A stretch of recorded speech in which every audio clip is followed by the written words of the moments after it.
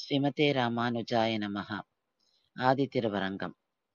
இங்க ஸ்ரீ ரங்கநாதருக்கான மிகப்பெரிய பழமையான கோவில் இருக்கு. இது தமிழ்நாட்டுல விழுப்புரத்துக்கிட்ட இருக்கு இந்த கோவில். இங்க பல அற்புதமான ஃபீச்சர்ஸை பார்ப்போம். அதுல ஒண்ணுதான் கிரானரி. இந்த கோவில்ல நம்ம நிறைய மண்டபங்கள்லாம் பார்க்கலாம்.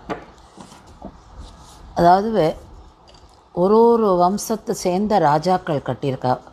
அதனால் பில்லர்டு ஹால், இந்த தூண்கள், அதில் சிற்பங்கள், மண்டபங்கள், ஊஞ்சல் மண்டபம், அர்த்த மண்டபம், இந்த கர்ப்பகிரகத்துக்கு முன்னாடி இருக்கிற அர்த்த மண்டபம், கல்யாண மண்டபம், எல்லா ஃபீச்சர்ஸும் இங்கே நம்ம பார்க்குறோம். இதில் இன்னொன்று ஒரு முக்கியமானதுன்னா, நம்ம அந்த கோவிலுக்குள்ளே போச்சவே நம்ம இதை பார்ப்போம்.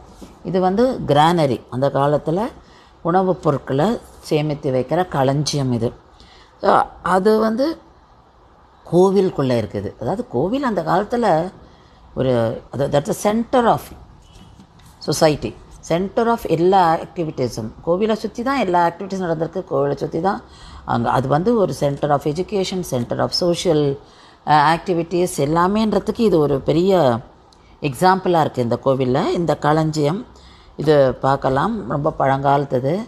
இது என்ன சொல்கிறான்னா, ராஜா கோவிலுக்கு தானமாக கொடுத்துருக்கா, டொனேட் பண்ணுறவா, அவா கொடுத்ததும் இங்கே சேர்த்துருக்கலாம்.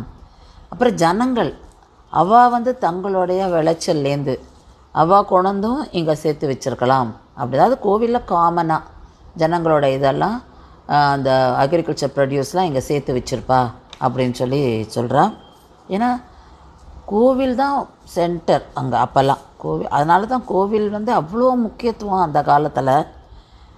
இதில் சேர்த்து வச்சு எல்லாருக்கும் டிஸ்ட்ரிபியூட் பண்ணுவாள். ஆனால் இதை பற்றி ஒன்றும் குறிப்புகள் இங்கே இல்லை. இந்த களஞ்சியம்ன்றது இதுதான், store house of grains. So அதாவது கோவில் என்ன ஒரு இம்பார்ட்டண்ட் அந்த ஜனங்களுக்கும் அந்த நாட்டுக்குன்றதை இதை வச்சு நம்ம தெரிஞ்சுக்கலாம். தானியங்கள் சேமிப்பு, தானியங்கள் டிஸ்ட்ரிபியூஷன் எல்லாமே அவள் கடவுளுக்கு. அதனால தான் கொண்டு பப்ளிக்கும் இங்கே சேர்த்து வைப்பா அப்படின்னு சொல்கிறான்.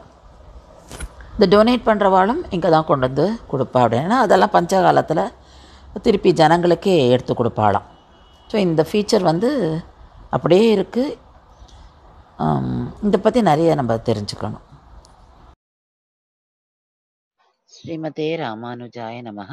அடுத்த வீடியோவில் வேறொரு கோவிலை சேவிப்போம்.